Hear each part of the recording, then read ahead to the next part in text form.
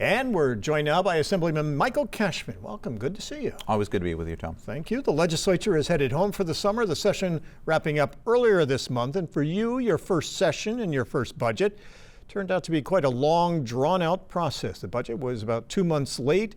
The final budget signed by Governor Kathy Hochul came in at $277 billion, a record for New York State. Let's break it down, the good, the bad, and the ugly, as they say. What in it is good? Yeah, let me start with this. It's really critical for people to understand that there's no perfect budget. I mean, you can talk with Democrats and Republicans alike, and people will find things that are really good in there and things that we don't agree with.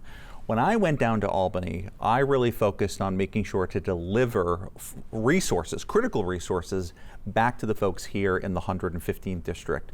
For veterans, for farmers, for seniors, for workforce programs, and I did just that. I think I was able to capture close to $17 million for various programs, including $12.5 million for Tupper Lake. That is a great thing. And I'm really proud of the work that we did, but the log jam that we saw because of the budget being so late, the governor, proposing yet again policy into the budget, that's why the budget was delayed. And let me ask you about that money, in particular the $12.5 million. Yep. Why is that so critical for Tupper Lake? Well, Tupper Lake has been experiencing for a number of years brown water, right? And water is life. And as a former town supervisor that worked on a capital plan, I know how difficult it is to manage a capital plan for a small community, but I also know what it means for a community like Tupper. It's economic development, it's sustainability, it's health and safety. And working with their mayor and the rest of the leadership out there, this is something that has languished for a number of years. And the state has a moral and ethical responsibility to lean in to help out communities like this. Rural America, the North Country, doesn't get its fair share already, but this is a community that really needed it. Otherwise, that would have gone on for a number more years. Extra 1% in funding for schools and foundation aid. That was good. You must be hearing from the school districts on that. Yeah, but I think it's really important to acknowledge, though, that the formula aid really needs to be reworked. All you have to do is to look at Osable Valley, which is still having a lot of difficulties. And I was really proud to again secure $100,000 for that school district in a critical time.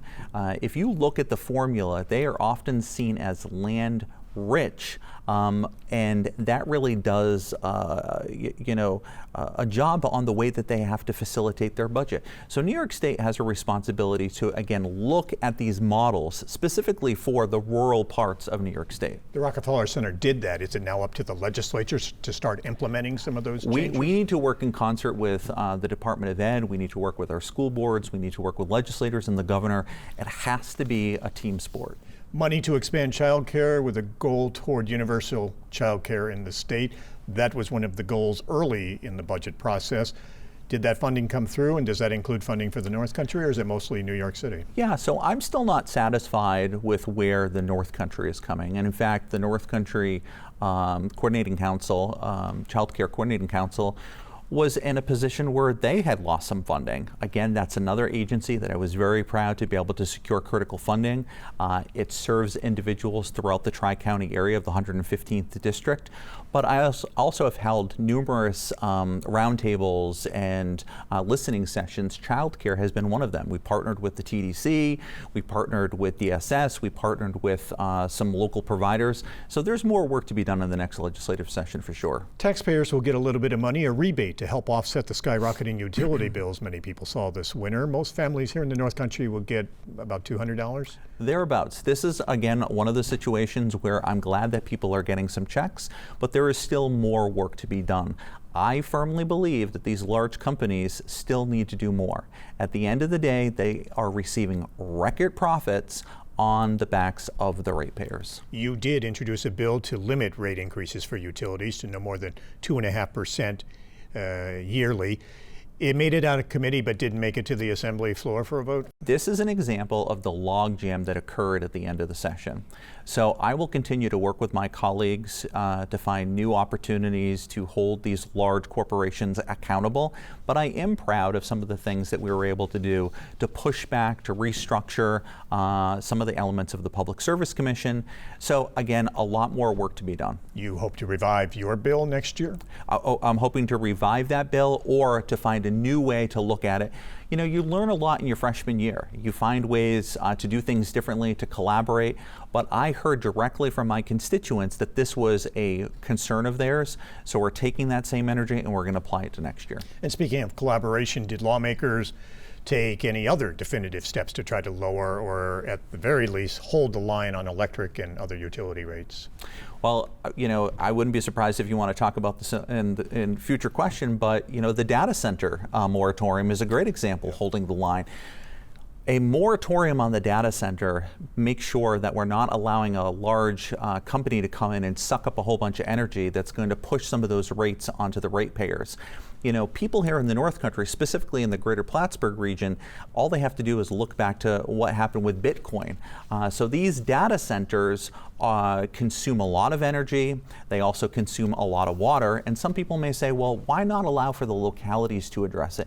It's because electricity transcends municipal boundaries. It's an impact that is not just one municipality or one county. It can go out through an entire region, and it can go out through the entire state. You did co-sponsor that bill that passed late in the session, a one-year moratorium on new data centers in New York State. Why the need to pause these right now? Because we don't have good enough solid regulations throughout the state to make sure that we are protecting people's interest and protecting municipalities. There are issues with electric rates, there are environmental concerns, and I would remind people, a moratorium is a pause. It doesn't mean no forever. Now, I will say though that there are great impacts and great concerns that we have a responsibility to do our due diligence and make sure that we're moving in the right direction. Technology continues to evolve. That has to be a recognition, but putting solid guardrails up, and I would just direct people to look at what Plattsburgh went through a number of years ago with the Bitcoin.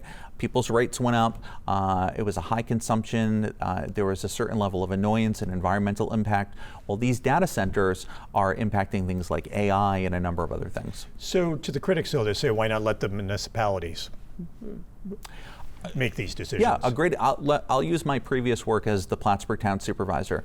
When I was the Plattsburgh Town Supervisor, we were a regional water supplier to both Beekmantown and Schuyler Falls. These data centers aren't just about electricity.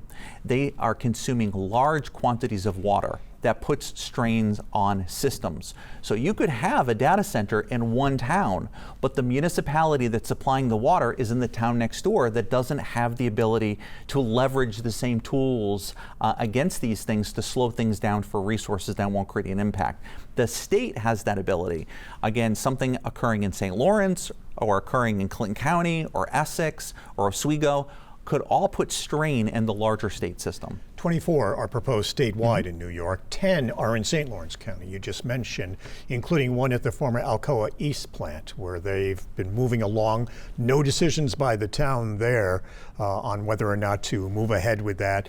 The data center says it will create about 200 full-time jobs. Any proposed over here closer to you in your three-county area? Not within the same scope, but Tom, I think what's really important to acknowledge is there may be spaces within New York State that are appropriate, okay? Maybe they link and they're on Hydro-Quebec electricity, which is referred to as really a green energy source. It may make sense there. There may be ways to loop the water where it's not consuming municipal water in a way that's detrimental. There may be ways to create environmental safety nets to make sure that municipalities don't end up having brown water. So I know some people are firm yes, some people are firm no, but a moratorium allows the state to take the time to understand what needs to be in place so that we can have the best. The legislature did delay the mandate requiring school districts across the state to buy only electric buses beginning next year and convert their entire fleet of buses to electric by 2035. The bill passed now will delay that for 5 years. The governor signed off on that yet, or are we still waiting for that to happen? Yeah, so it was part of the budget package. Our school districts told me time and time and time again, there's a cost factor, but then there's a reality of being able to energize the buses and then being able to get the buses to go along their rural routes. So I'm glad that there's a 5-year pause, and I still believe that there's more work to be done. I don't think the North Country is going to be able to meet the 5-year pause, but I'm glad that it's there because it allows the school districts to focus on other things while we continue to punch above our weight. That was my next question. Is a 5-year delay enough for schools, especially here in the North Country? You know, at the end of the day, what I'm always going to advocate for is if it works in Manhattan but it doesn't work in Malone, don't impose it on Malone, right? If it works in Malone and they want to move in that direction, allow some of that flexibility. A great example is the minimum wage. There is a different minimum wage downstate as there is upstate, right? So we can argue where that threshold should be, but there is a recognition of different models. We should be embracing regional models that actually work. Speaker Hastie was here in the North Country this week. You took him on a tour of the Adirondack Watershed Institute at Paul Smith College. He goes on a tour every summer after the session ends. This is a nonprofit organization that does research on water quality, habitat, and climate change. Its mission really to monitor dozens and dozens of lakes and ponds in the Adirondacks to ensure that the water is clean and that there are healthy ecosystems. He took a tour today of their facility. He did. I was very happy to have the speaker join me on this tour. It was really great to have him come up and learn a little bit more about something I'm really passionate about. And he brought $1 million check for AWI. He and I were very proud to make an announcement of $1 million investment in the work that they're doing, and that is going to have a regional benefit through education, workforce, and health and safety. Governor Hochul this week has named an exploratory committee to start the process moving for New York to bid on hosting another Winter Olympics, a joint Lake Placid, New York City bid, which we have talked about. You applaud the move? I do. You know, Tom, I've told people right from the beginning, I'm an independent thinker, and there are times that I think the governor has made some, bad decisions, and there are some things that, I'm going to agree with her on. This is one of those items that I agree with her on. We just saw in the last Olympics that there is a model that can work. I have long embraced the philosophy that I've said here time and time again, plan the work the plan. The exploratory committee does just that. It's looking at a plan and seeing if it can actually work for both New York City and Lake Placid.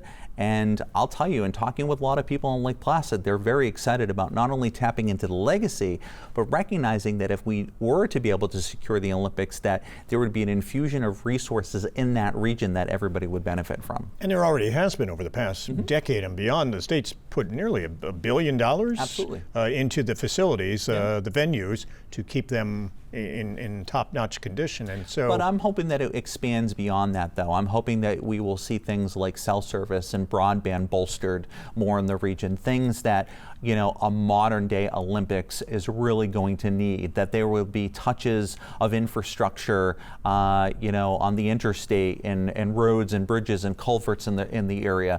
I mean, when you have something like that, it's not just about the sport complexes, it's about the larger regional needs. And that's where I believe people of Lake Placid and the greater Adirondack region are excited to tap into the legacy, but also benefit from the secondary impacts. And this would be a bid for the 2042 games. That's the anticipated one, yes. Assemblyman Michael Cashman, thank you for taking the time to sit down with us. Absolutely.